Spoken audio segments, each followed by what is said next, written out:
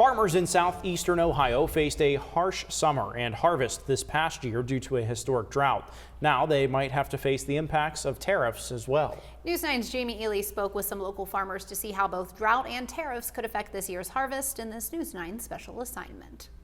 A little less than a year ago, this plush green grass was dried and withered at farms and pastures across southeastern Ohio at the hands of a historic drought.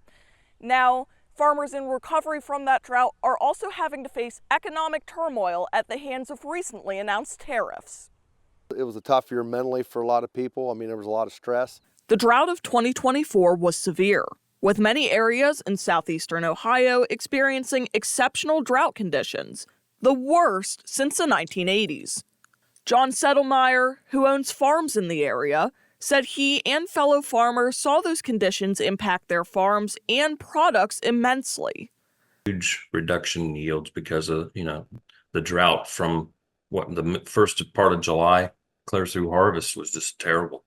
Many farmers lost crops, and those with livestock had to spend a good deal of money on hay for their animals. That being said, some farmers are saying this year is looking up. We've gotten enough rain, since last fall and through the winter months. The winter months was not quite as what we wanted, but here this spring we've gotten a lot of rains and it's kind of gotten us. I think we're pretty close back to normal. State rep and local farmer Don Jones acknowledges that while the drought was historic, there are some things to be learned from the experience. And I think a lot of people have looked at their management practices and said, hey, well, look, we maybe need to do some things different. And I think that, if there's a silver lining in this whole drought that we experienced, that, it's maybe raised some awareness of, what can we do different? How can we be better prepared and, not let ourselves maybe, let our guard down as much.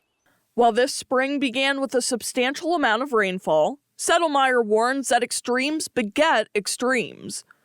We're going to have to be able to deal with more extremes each season, higher concentrations of rainfall, longer drought periods. Those are things we can't control, but we certainly have to know how to manage and deal with it. Recovery from the historic drought of 2024 is not the only obstacle farmers face, as they are also facing a turbulent economy at the hands of recently introduced tariffs.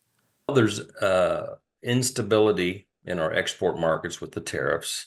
Long term, is probably something that's needed to be addressed. Short term, it sure shocks our financial situation. Farmers are not immune from these tariffs. According to Jones, a lot of machinery is procured from countries like China. However, he says a growing culture of economic frustration is leading some farmers to support the tariffs. Frustration that a lot of us have in agriculture is why are we depending on other countries to produce some of these products that we need and utilize in the ag world. Settlemyre agrees, saying economic strategy needs to be created with a stateside frame of mind.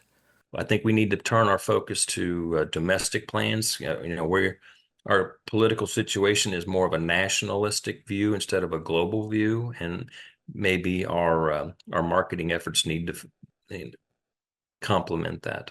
To accomplish this, Settlemyre recommends increasing production using excess crops that will not be exported, such as the creation of biofuels like E15 from corn and soybeans. Regardless of whether it's a drought, tariffs, or another adversity farmers face, both Settlemyre and Jones acknowledge that the strength of farmers keeps the occupation alive. Farmers are very resilient. They're going to give it their best shot, and they don't stop. For a list of drought resources, you can check out the link on our website, WTOV9.com. Reporting for News 9, I'm Jamie Ely. Hi, I'm Jamie Baker. Thanks for watching. Here's another video for you to watch, and please be sure to subscribe to our channel.